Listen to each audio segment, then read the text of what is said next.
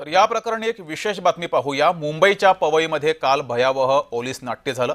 रोहित आर्य नावाचा आरोपी पोलिसांच्या गोळीबारामध्ये ठार झाला। त्यानंतर समाजातील काहींनी मात्र पोलिसांच्या या कारवाईवर प्रश्नचिन्ह उपस्थित केलेत। नेमकं काय सुरू आहे पाहूयात।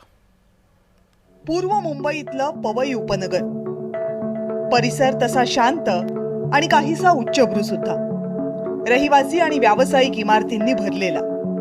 गुरुवारी दुपारी मात्र इथल्या स्थानिकांच्या काळजाचा थरकाप उडाला।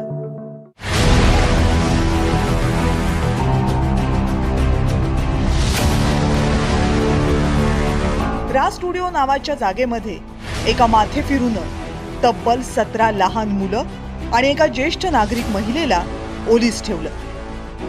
रस्त्यावरून जाणाऱ्यांनी मदत मागणाऱ्या मुलांना पाहिलं आणि तात्काळ पवई पोलिसांना फोन केला। पोलिसांसोबतच विशेष कमांडो देखील आले आणि मग सुरू झालं मुलांना सोडवण्याचं ऑपरेशन। सुदैवानं ओलीस ठेवलेल्या सर्व 17 जणांची सुखरूप सुटका करण्यात पोलिसांना यश आलं। आरोपी रोहित आर्यला पोलिसांनी शरण यायला सांगितलं, पण त्यानं ऐकलं नाही आणि स्वतःकडच्या एअरगननं फायर करण्याचा प्रयत्न केला। स्वसंरक्षणार्थ पोलिसांनाही गोळीबार करावा लागला आणि यामध्येच रोहित आर्यचा मृत्यू झाला। पण रोहित आर्यचं हे एन्काउंटर फेक असल्याचा आरोप ॲडव्होकेट नितीन सातपुते यांनी केलाय। आपण या संदर्भात न्यायालयात जाणार असल्याचं सातपुतेंनी सांगितलं। तो तिकडनं AK-47 तुमच्यावर अंधाधुंद फायरिंग करत असेल तर तुम्ही जर त्याला रिटेलिएट केलं तर ठीक आहे, आपण म्हणू शकतो की कुठेतरी गोळी लागली, पण तसंही काय झालं नाही। एकच गोळी मारली, छातीत लागली। Police they are kind enough trained to attack on their aim. त्याचा एम जो असतो त्या एमवरती त्याला ते एक अटॅक करू शकतात, ते टार्गेटवरती हिट करू शकतात।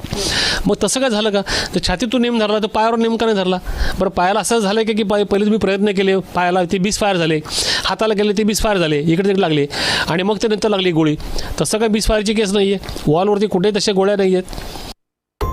सातपुतेंच्या व्यतिरिक्त अन्य काही प्रतिष्ठित व्यक्तींनी सुद्धा पोलिसांच्या या कारवाईवर संशय व्यक्त केलाय।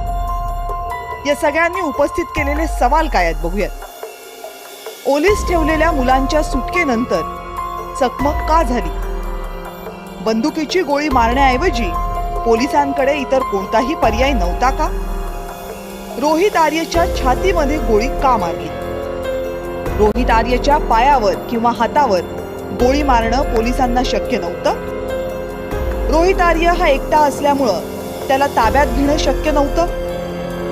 या सगळ्यामधला आणखी एक महत्त्वाचा मुद्दा म्हणजे माजी शिक्षण मंत्री दीपक केसरकर। दीपक केसरकर हे शालेय शिक्षण मंत्री असताना रोहित आर्यनं सरकारची काही कंत्राटं घेतली होती, पण या कंत्राटांचे पैसे थकले होते असा त्याचा आरोप होता। या आरोपांवर केसरकरांनी काय उत्तर दिलंय तेही बघा।